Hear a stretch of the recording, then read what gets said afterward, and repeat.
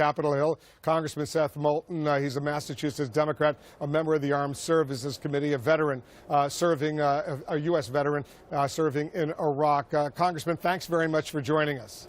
It's good to be back, Wolf.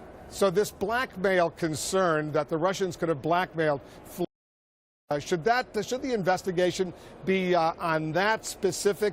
Because it's unclear what they presumably could have blackmailed him for, that fear of blackmail, or is there a bigger problem, the ongoing relationship that the Trump team has with Russia? You're absolutely right. The bigger problem, the scandal of the century, not the scandal of the week, is this ongoing relationship with Russia. There is no question, it's the unequivocal conclusion of all our intelligence agencies, that Russia wanted Donald Trump to be elected president.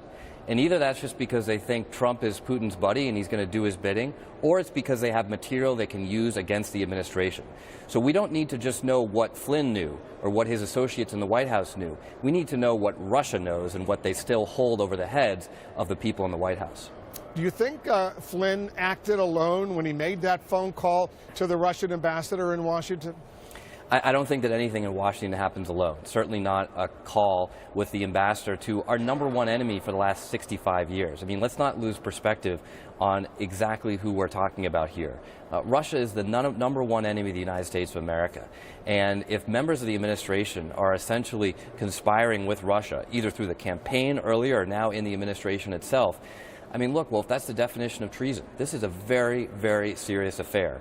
And while we need to understand exactly what's going on with Michael Flynn, we can't let this little scandal, or perhaps a big scandal at the moment, let us lose sight of the much bigger scandal, which is what is the overall connection between Russia and the Trump administration. Well, let me just be precise on this. When you're throwing out a huge word, treason, explain exactly what your concern is.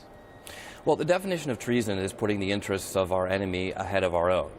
That's what the definition is.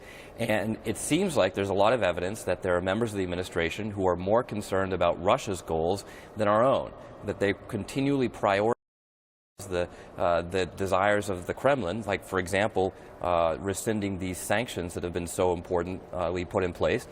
And it's really just the voice of the administration that's doing this, because you hear both Democrats and Republicans on Capitol Hill saying that this makes no sense. It makes no sense to pull back sanctions against our enemy. But I just want to be precise. The administration wants to do that? It's not the whole administration. Nikki Haley, the U.S. ambassador to the UN, speaking before the UN Security Council on Crimea, she was very tough on the Russians. General Mattis, who's now the defense secretary, in his confirmation hearings, very tough on the Russians. And other officials, Rex Tillerson, even though he had business dealings with the Russians, received an award from Putin, very tough in his comments on the Russians. So it's not the administration as a whole. Well, absolutely it is, because it starts with the top. And that doesn't mean that everybody is implicated, but this is exactly what we need to figure out, Wolf. I don't think that Michael Flynn is going to be the only person to fall here. I find it very hard to believe that in an administration that has continually drawn the line, as Jim Acosta said, against criticizing Russia, has continually favored Russian interests very publicly, it's hard to believe that there's just one fall guy here. I think in a lot of ways that's what the Trump administration is hoping, that this scandal with Flynn will distract attention from the larger issue, which is, why did Russia want to influence our election? Why did Russia try very fervently to influence our election and help get Donald Trump elected president? Well, we'll get to that a little bit later if we have the time. But there's a story that just moved. The New York Times now reporting that Russia has secretly deployed a ground-launched cruise missile that violates the arms treaty that exists between the U.S. and Russia. I wonder if you've been briefed on this. If you have, what can you tell us?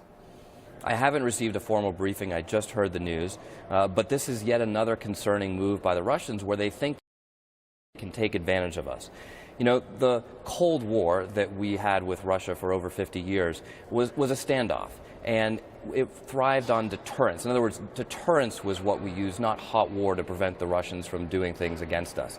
And clearly the Russians must think that that deterrence value is going down.